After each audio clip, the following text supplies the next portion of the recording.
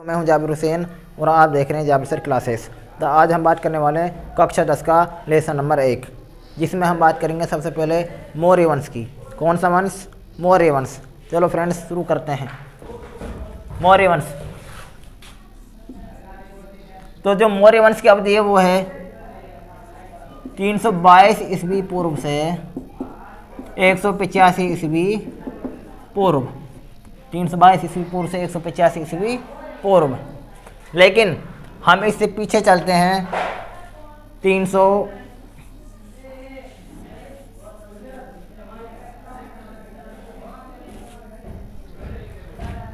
हम चलते हैं 326-27 ईस्वी पूर्व। तो इस समय 16 महाजनपदों में से एक मगध। कौन सा महाजनपद है? मगध, जिसकी राजधानी राजगृह। क्या है? राजगृह। और यह जनपद है बिहार में। कहाँ है? बिहार में। तो इस जनपद पर, यानी कि मैं कहूँ मगध जनपद पर उस समय शासन था किसका? नंद वंश का। किसका भाई? नंद वंश। और नंद वंश के शासक थे घनानंद। कौन से? घनानंद। हम बात करते हैं इस समय भारत पर विश्व का प्रथम यूरोपीय आक्रमण हुआ। मैं कहूँ कि सिकंदर महान का भारत पर आक्रमण हुआ। कब की बात है? 326-27 ईस्वी पूर्व की बात है। ईस्वी पूर्व। एक होता है ईस्वी और एक होता है ईस्वी पूर्व। तो इस समय एक शासक आते हैं जिनका नाम है सिकंदर महान। कौन है भाई? सिकंदर महान। और ये सबसे पहले प्रवेश करते हैं पंजाब में। कहाँ करते हैं? पंजाब में। पंजाब के उस समय शासक होते हैं पोरस। कौन होते हैं? पोरस। सिकंदर और पोरस के बीच में एक युद्ध होता है जिसे कहते हैं हाइडेस्पीज, झेलम या वीतस्ता का युद्ध। कब हुआ? 326-27 ईस्वी पूर्व। ईस्वी पूर्व। तो इस युद्ध में सिकंदर महान जीत जाते हैं और आगे की ओर बढ़ते हैं। जब वो पंजाब से आगे की ओर बढ़े तो उन्होंने सुना कि उस समय भारत पर जो सबसे शक्तिशाली जो जनपद है वो है मगध, और उस पर शासन है किसका? घनानंद का। घनानंद एक अत्याचारी शासक थे। शराब पीना, प्रजा पर कर भार लगा रखा था उन्होंने। इसके कारण मगध की जो प्रजा है वो भी बहुत ज़्यादा परेशान थी। और इसी समय सिकंदर आ गए। तो सिकंदर उनके बारे में सुना कि बहुत ही खतरनाक शासक है। तो सिकंदर की जो सेना है वो उन्होंने आगे बढ़ने से मना कर दिया और यहाँ से वापस लौट गए। तो यह आक्रमण होता है सिकंदर महान का। किसका होता है? सिकंदर महान का। लेकिन मगध की जनता बहुत ज़्यादा परेशान थी और उस समय एक शिक्षक चाणक्य। कौन थे भाई? चाणक्य। चाणक्य ने 322 में, कब? 322 ईस्वी पूर्व में एक व्यक्ति हैं चंद्रगुप्त मौर्य। चंद्रगुप्त मौर्य, इनका सहयोग किया। यानी कि मैं कहूँ चंद्रगुप्त मौर्य ने चाणक्य के सहयोग से किसको मार दिया? घनानंद को मार दिया और एक नए वंश मौर्य वंश की नींव रखी। तो पहला क्वेश्चन हमारा यही बनता है कि मौर्य वंश की स्थापना किसने की? तो आ गया सामने चंद्रगुप्त मौर्य। ये इसके पीछे की डिटेल है कि उस समय मगध पर शासक घनानंद थे। बहुत ही खराब शासक। शराब पीना, नाचना गाना, मस्तियाँ करना, ये उनका कार्य था। लेकिन चाणक्य ने बना दिया अब शासक किसको? चंद्रगुप्त मौर्य को। ये 25 वर्ष की आयु में शासक बने। 25 वर्ष। अब बात करते हैं मौर्य वंश। चंद्रगुप्त के बारे में पढ़ते हैं।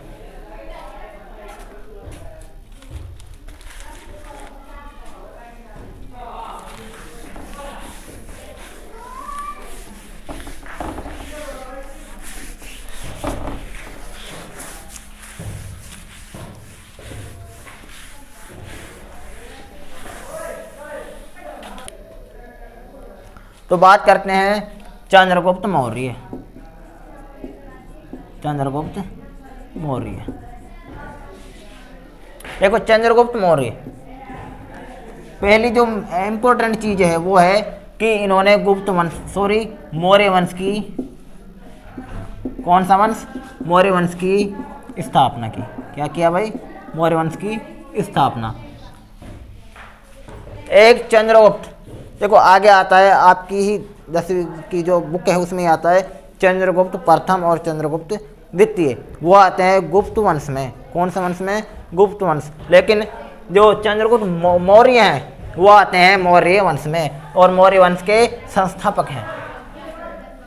दूसरी इनके बारे में बात है कि इन्होंने अपने गुरु चाणक्य, कौन है भाई? चाणक्य, जिसे कहते हैं कौटिल्य। क्या कहते हैं? कौटिल्य।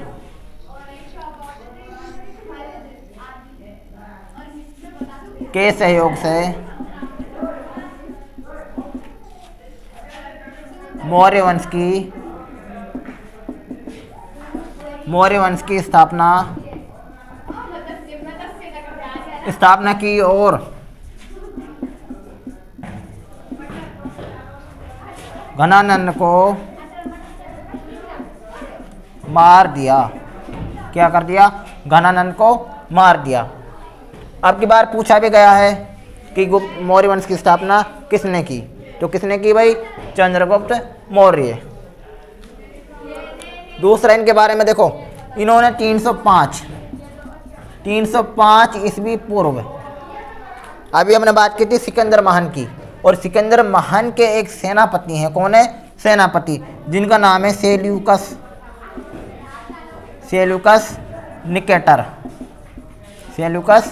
निकेटर। तो 305 ईस्वी पूर्व इन्होंने सेल्यूकस निकेटर को हराया। किसने हराया? चंद्रगुप्त मौर्य ने। और सेल्यूकस ने, इनकी एक बेटी है हेलेना। कौन है भाई? हेलेना की क्या कर दी? शादी कर दी। किसके साथ? चंद्रगुप्त मौर्य के साथ।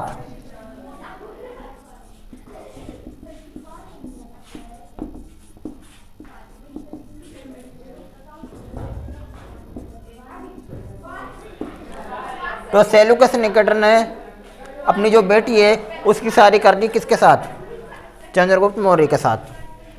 आगे बात करते हैं, चंद्रगुप्त जो मौर्य हैं इन्होंने कौन से धर्म को अपनाया? तो जैन धर्म। कौन सा धर्म? जैन धर्म। और जैन धर्म की दीक्षा ली इन्होंने किससे? भद्रबाहु से। किससे भाई? भद्रबाहु से। ये एक अपने आप में मोस्ट क्वेश्चन है कि चंद्रगुप्त मौर्य ने जैन धर्म की दीक्षा किससे ली? भद्रबाहु। किससे ली? भद्रबाहु से। इनका अंतिम समय श्रवणबेलगोला, ये एक जगह है मैसूर में। कहाँ है? मैसूर में। इनका अंतिम समय श्रवणबेलगोला में गुजरा और यहीं इन्होंने उपहास करके शरीर त्याग दिया। उपहास करके शरीर त्याग दिया। तो ये बात की हमने चंद्रगुप्त मौर्य के बारे में। इसके बारे में कि इनका गुरु है वो है चाणक्य। और सबसे जो वेरी इंपॉर्टेंट क्वेश्चन बनता है वो बनता है कि मौर्य वंश की स्थापना, मौर्य वंश की नींव किसने रखी? तो चंद्रगुप्त मौर्य ने। अब बात करते हैं इनके जो उत्तराधिकारी होते हैं वो होते हैं बिंदुसार। कौन होते हैं? बिंदुसार।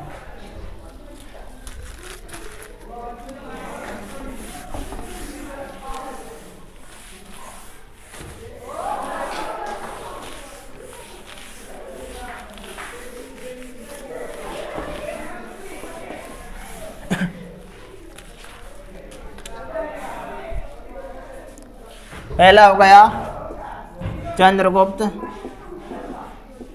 मौर्य, इसके बारे में पढ़ चुके हैं। इसके बाद है बिंदुसार, बिंदुसार, और इसके बाद में शासक बनता है अशोक, वेरी वेरी इम्पोर्टेंट। और उसके बाद में बनता है कुणाल। कौन बनता है? कुणाल। तो ये जो 3 शासक हैं ये ही इम्पोर्टेंट हैं। अब बात करते हैं हम बिंदुसार की। किसकी बात करते हैं? बिंदुसार। जो बिंदुसार का शासनकाल है वो 298 से 298 से 272 तक रहा। कब तक रहा? 272 ईस्वी पूर्व तक। ईस्वी नहीं है, ईस्वी पूर्व, ईस्वी पूर्व। कुछ इतिहासकार ऐसा बोलते हैं कि इनके जो चेहरा है उस पर बिंदु थे और इसी कारण इनका नाम बिंदुसार पड़ा। अब देख लेते हैं इनके उपनाम। किसके उपनाम? बिंदुसार के उपनाम। देखो, इन्हें कहते हैं एमित्रो चैड्स। क्या कहते हैं? एमित्रो चैड्स। उसके बाद में सिंहसेन। क्या कहते हैं? सिंहसेन। ये इनके उपनाम हैं बिंदुसार के। इनके जीवन की जो एक महत्वपूर्ण घटना है वो ये है कि इनके दरबार में यूनानी शासक, कौन से शासक? यूनानी शासक एंटियोकस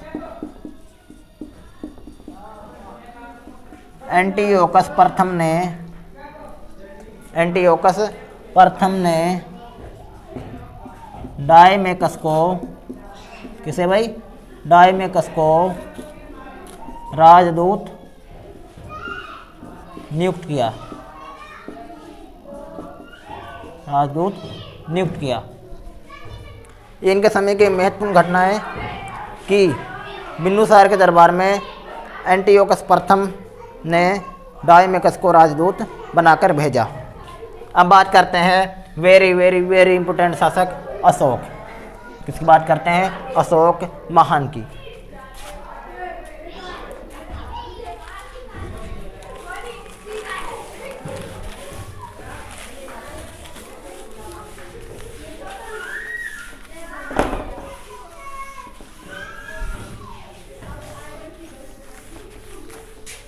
किसकी बात करेंगे? अशोक। देखो, अशोक के बारे में थोड़ा डिटेल से पढ़ते हैं, यहाँ से क्वेश्चन बन भी सकता है।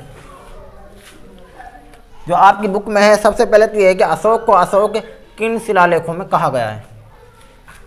तो सबसे पहले मास्की और गुर्जरा जो अभिलेख हैं, इनमें अशोक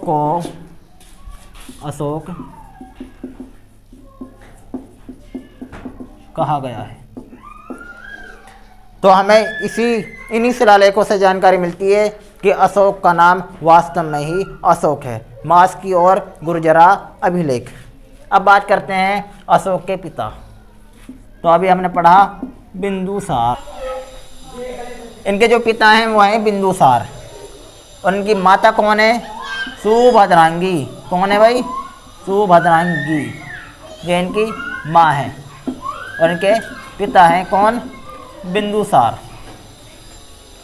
अभी तक हमने यही बात की कि अशोक को अशोक कहा गया मास्की और गुर्जरा अभिलेख में, और अशोक के पिता बिंदुसार हैं, माता हैं सुभद्रांगी। आगे बात करते हैं अशोक।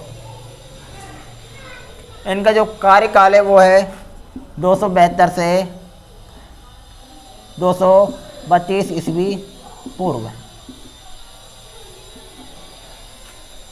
इन्होंने 273 में कब्जा कर लिया, लेकिन इनका जो राज्याभिषेक हुआ, क्या हुआ? राज्याभिषेक वो हुआ था 269 ईस्वी पूर्व। क्या हुआ 269 ईस्वी पूर्व। और अशोक ने बौद्ध धर्म को अपनाया। कौन सा धर्म अपनाया? बौद्ध धर्म। किसके कहने पर? उपगुप्त के कहने पर। उपगुप्त से इन्होंने बौद्ध धर्म की दीक्षा ले ली। किसने? अशोक ने। लेकिन कलहन की एक पुस्तक है राजतरंगिनी, उसके अनुसार अशोक बौद्ध धर्म से पहले शिव का उपासक था। किसका उपासक? शिव का उपासक। अब हम बात करने वाले हैं अशोक के जीवन की एक महत्वपूर्ण घटना जिसने अशोक के पूरे जीवन को ही बदल दिया। अशोक के पूरे जीवन को ही बदल दिया।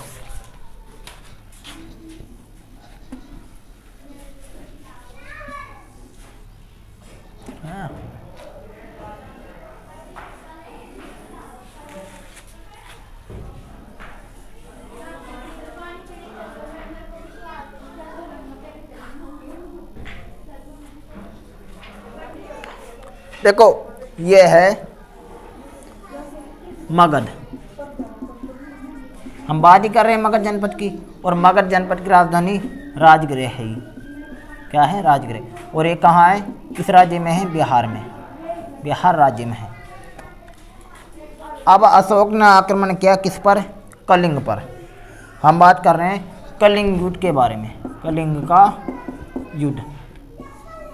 कलिंग जो है वर्तमान में उड़ीसा में है। किस में है? उड़ीसा में। और कलिंग की राजधानी थी धौली, जिसे कहते हैं तोसली। क्या कहते हैं? तोसली। ये कलिंग की राजधानी है। तो कलिंग का युद्ध हुआ 261 ईस्वी पूर्व। 261 ईस्वी पूर्व। कलिंग की राजधानी धौली है। और कलिंग पर जो शासक है वो थे नंदराज। कौन थे भाई? नंदराज। कलिंग के शासक हैं नंदराज। अब अशोक ने इस पर आक्रमण कर दिया कलिंग पर, और लंबे समय तक यह युद्ध चलता रहा। आखिरकार इसमें 1 लाख लोग मारे गए, और इससे अशोक का जो जीवन है वो बहुत प्रभावित हुआ। उन्होंने भेरी घोष को छोड़कर धम्म घोष की स्थापना की और शस्त्र त्याग दिए, हथियार त्याग दिए। इसी से अशोक की जो जीवन है वो बहुत ज़्यादा प्रभावित होता है, और इसके बाद इन्होंने अच्छे कार्य शुरू कर दिए, और तभी आज अशोक को अशोक महान कहते हैं। अब इसके बारे में और कुछ देख लेते हैं, छोटी छोटी बातें हैं।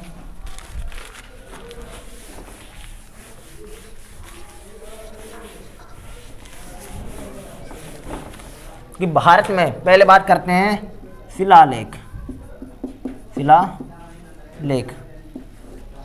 तो शिलालेख, अभिलेख। तो अशोक ऐसे प्रथम शासक थे जिन्होंने अभिलेखों की शुरुआत करवाई। यानी कि मैं कहूँ अशोक ने भारत में शिलालेखों का प्रचलन करवाया। इनके कुल शिलालेख हैं 14। कितने हैं भाई? 14 शिलालेख हैं। 14 शिलालेख। और स्तंभ लेख हैं 7, यानी 14 का आधा करेंगे तो 7। जो इनके शिलालेख हैं उसकी लिपि है ब्राह्मी, खरोष्टी, ग्रीक और अरमाइक। तो अशोक के जो शिलालेख हैं उसकी लिपि है ब्राह्मी, खरोष्टी, ग्रीक और अरमाइक। आगे बात करते हैं कि अशोक के शिलालेख सबसे पहले किसने पढ़े? तो किसने पढ़े? जेम्स प्रिंसेप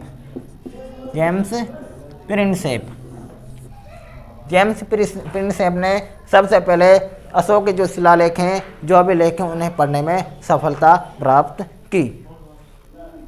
धन्यवाद। अगर आपको आज की हमारी क्लास अच्छी लगती है तो लाइक करें, शेयर करें, सब्सक्राइब करें।